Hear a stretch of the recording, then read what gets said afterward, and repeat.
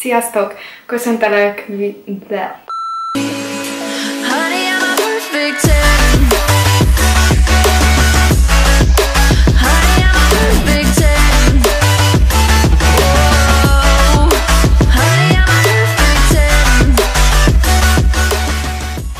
Sziasztok! Ma szeretnék nektek bemutatni egy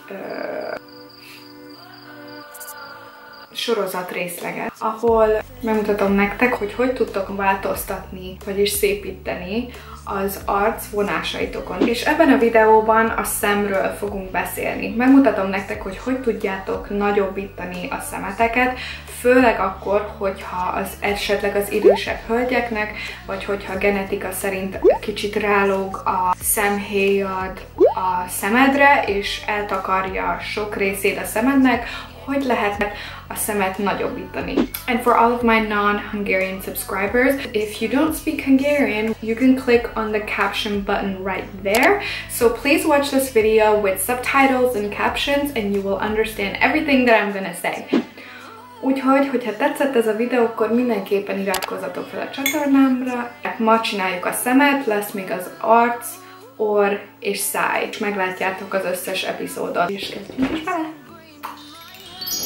Az első lépés ahhoz, hogy odaragadjon a szemhéjunkra bármilyen is szemhéjfesték, vagy egy alapozót használunk, vagy pedig egy korrektort ahhoz, hogy rátegyük a szemhéjunkra, és azután pedig mindenféle szemhéjtus, szemfesték jobban és tartósabban rá fog ragadni.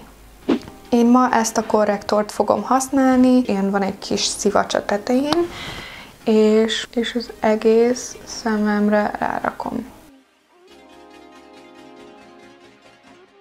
Így, még egy kicsit alulra is.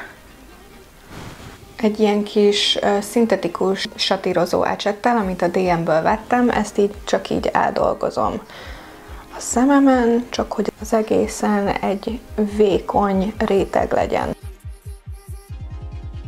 Utána pedig ezt biztosítani fogom egy púderrel. Használhatunk többféle púdert is. Egy arcpúdert használhatunk, vagy ez is egyfajta arcpúder, de ennek nincs színe, vagyis hát gyakorlatilag fehér a színe van, de amikor ráteszed az arcodra és eldolgozod, akkor olyan színne válik, amilyen a te bőröd. Vagy pedig használhatunk egy szempalettából is használhatunk egy színt, amilyen világos és mat. Tehát ami nem csillogós, ami csak egy mat bőrszín. Mivel ma ezt a palettát fogom használni, ezért használom ezt a világos mat színt a palettából. Rárakom az egész szemhéjamra.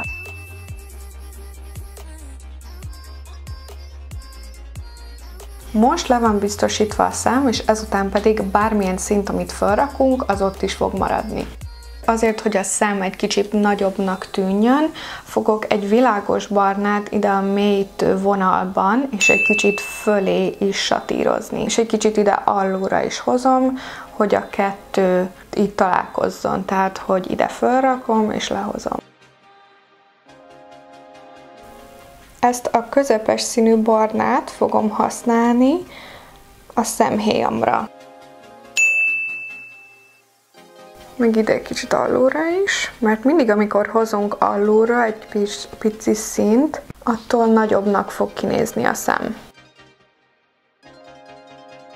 Most pedig ide a mélyítő vonalamban satírozom, de ezt nem viszem föl olyan magasra, hanem ezt csak ide koncentrálom a sarkába, a szememnek a sarkába. Le is hozhatod egy picit, hogy úgy egybefolyjon az egész, de lényegében ezt a sötétebb mat színt ide a szem szélére, ide a mélyítő vonalba koncentráljuk. Jó, és hogyha úgy érzitek, hogy van itt egy durva vonal, amit nem sikerült elsatírozni, akkor visszamegyünk az ecsethez, amit használtunk legelőször, és használjuk, hogy kisatírozzuk ezt a vonalat. Fogunk még egy ecsetet, ez egy ilyen kicsit ilyen vékonyabb és hegyesebb végű ecset. Fogom a feketét a palettából, a szemnek a végébe koncentráljuk. ezt is le lehet vinni egy picit ide, de egyébként pedig ide koncentráljuk. Jó, és akkor visszamehetünk az egyik satírozó ecsethez, és ezeket a vonalakat itt szépen elsatírozzuk.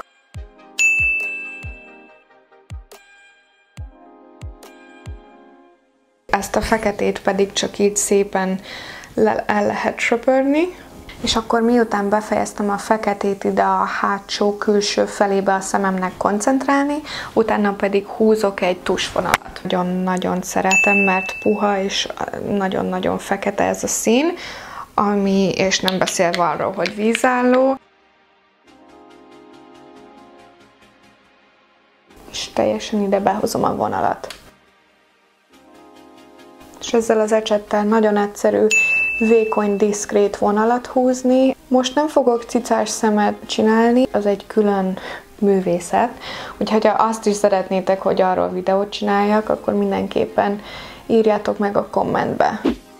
Tehát akkor már is láthatjátok, hogy mennyire nagy különbség van a két szemem közt.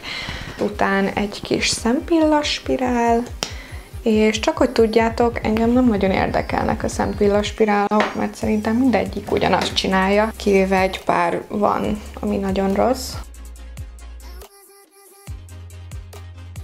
Egy kicsit olyan lettem mindenhol. Amikor szempillás spirálos lesz a szemetek, akkor ne nyúljatok hozzá legalább 2 percig. Várjatok meg, hogy száradjon meg, és utána pedig egy utána le lehet szedni. És mivel már kész is a szemem, ezért megmutatom, hogy kell műszempillákat föltenni. Kivettem a csomagolásából, most pedig rárakok egy kis duo ragasztót. És a műszempillával pedig az a titok, hogy meg kell várni, amíg a ragasztó félig szárad. Nem szabad vizesen rárakni a szemedre, mert akkor nem fog ráragadni, hanem csak szét fog csúszni az egész, úgyhogy várni kell egy picit. Mindenképpen nézzetek egy tükörbe, és nézzetek lefelé. A szempilla pedig fölülről szállunk.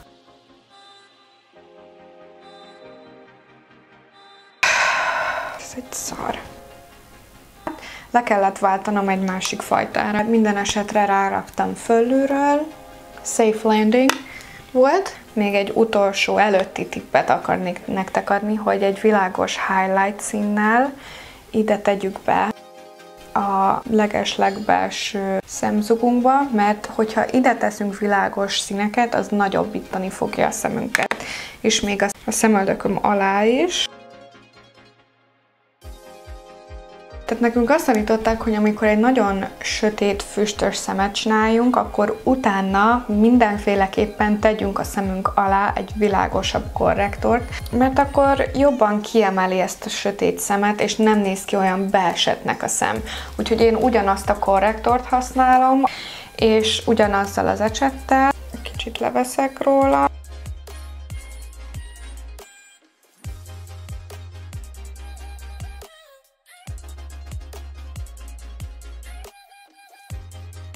És ezt pedig be kell biztosítani egy púderrel, és ez a púder is egy kicsit világosabb, mint a bőrszínem, tehát ez a púder is világosítani fog itt a szemünk alatt. És akkor kész. Azt akarom, hogy tudjátok, hogy ha esetleg a szemhéjad rálóg a szemedre, akkor az a legjobb tipp, amit tudok adni nektek, hogy a szemnek a szélére kell koncentrálni a sötét színeket, mint például a sötétbarna, fekete. Lehet, hogy nem kell ennyire szétdolgozni, hogy itt teljesen átjöjjön erre az oldalra, de hogyha ide a szem végére koncentrálod a sötét színeket, és a belsejébe meg a világos színeket, és az nagyobbítja a szemeket. Úgyhogy ezt a tippet a legfontosabb tipp, amit tudok nektek adni.